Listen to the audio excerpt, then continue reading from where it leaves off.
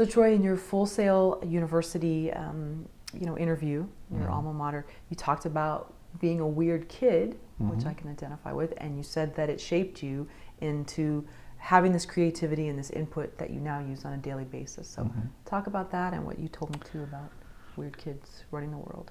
In the Full Sail interview that I did in 2010, and I talked about having grown up and been a little bit weird, I was obsessed with old radio programs, older television shows, and just really fascinated with storytelling in general, comic books, just anything. You end up distancing yourself a little bit from your peers and you get labeled a weird kid. I don't mind. I was a weird kid. I'm a weird adult. I care about what I do to a level where it is wholly distracting. My hobby is the same thing as my job. If I'm not creating, if I'm not working on a reality show somewhere, I'm at home trying to figure out how to do it, or I'm lecturing on reality TV, or I'm I'm completely wrapped around this one thing that I really have figured out that I loved.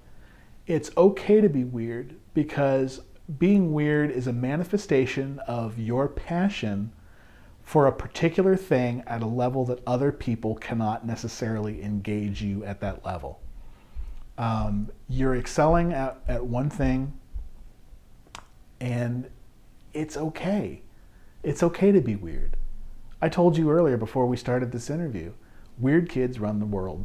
People who are able to think in an unusual way or be overly analytical about things that people might think are throwaway. One of the greatest experiences I ever had, just recently I did a lecture at Story Expo. And when I got there, the organizer was like, you got to meet Sid Field. And I met Sid Field and talked about the book, and Sid was like, oh yeah, da, da, da. He goes, yeah, he says, I don't think people ever think about reality that way. And just the idea that Sid Field is acknowledging, yes, it's okay to be serious about something that people look at as a throwaway genre. Stuff matters. Doing it right matters. The people who are really, really good at it, you talk about J.D. Roth. J.D. Roth, he did, what was the show? Was called Black and White or something, where two families swapped races through makeup and interacted with their communities. Nobody would do that sort of stuff. It's too weird. But it was a great show. It's okay to care a lot about what it is that you do. Don't ever get into something because you think it's a lot of money. There are a lot of people that get into screenwriting, and then I hear them say, I always say, what do you think the median price is for a script? And you'll always hear people say, oh, it's $1 million. It's this. Okay, that's great.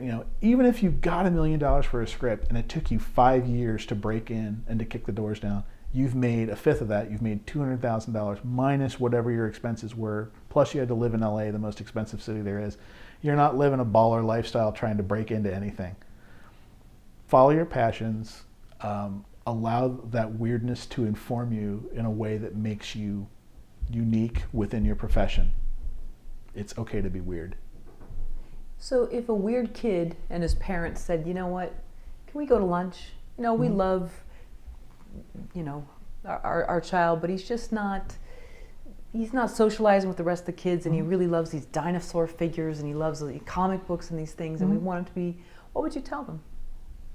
I tell anybody, indulge your kids' passions, because that's where their outlet is. If you're worried about them being able to integrate and act out with other kids, I can guarantee you there is no kid who is so weird that there is not another weird kid out there who kind of wishes they could meet that weird kid. You gotta let people be who they are.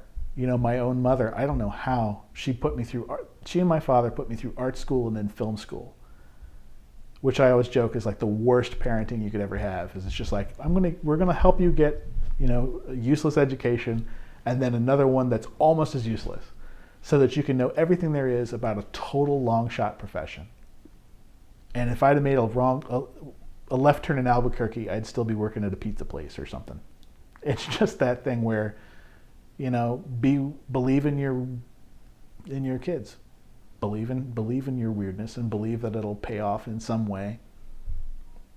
So when did you realize that being weird was an asset? I don't want to get too hung up on the word weird. And I say it with the most It's love. it's always an asset because I think that there are some people I know who take reality television as seriously as I do. They don't necessarily look at it as making widgets. They're really great storytellers. There are people I know that are like finalists in the Nicole Fellowship that end up in reality television, and they care about the story and they want it to work, and they get mad when they can't find the piece that goes in here. It'll work out.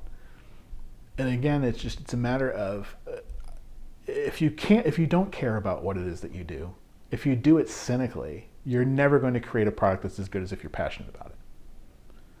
And just because I chose to run down a trail that's not screenwriting, which is glamorous, which is logical to want to pursue something that's glamorous, doesn't mean that I'm any less of a storyteller than anybody who's working in that genre, in that corner of the industry. I shouldn't say genre, that's not the word. Well, sure, and I'm using the word weird in sort of a negative way, but really what I mean is someone that sort of thinks, and outside of the box is so cliche. Somebody that's a little bit different from the herd, and that is hard growing up. But I think if you harness it in the right way, I think when you're an adult, it's a great asset. I love the fact that there are kids that are bananas about science now. And I think that goes back to looking at people who are a little weird. Bill Nye. Weird dude, but you can credit him with there being an entire generation of future scientists, because that stuff hit people in a spot where it was okay to be smart and it was okay to chase science. And I would like to think that reality television can be bigger and better and more important than it is. That people can be informed by it in the same way that the people who followed after Don Herbert and Bill Nye and all those guys that did the science shows, and affected the community at large positively. And reality TV. The one thing I will say is you learn more from reality TV than you learn from a lot of other things. You learn how to fix your house, you learn how to landscape, you learn how to fix your car, you learn different ideas of how to handle things, a lot of the DIY channels and things like that. It's all about improving your own life, whether it's aesthetically or personally or you're starting over. Reality television has the ability to be really, really powerful. The stories that we tell can empower people. It's not all just entertainment. It's okay when it is just entertainment. But I think that we just need to continue to work harder to make a quality product so that people can take us seriously and not be mildly embarrassed to admit that they watch it.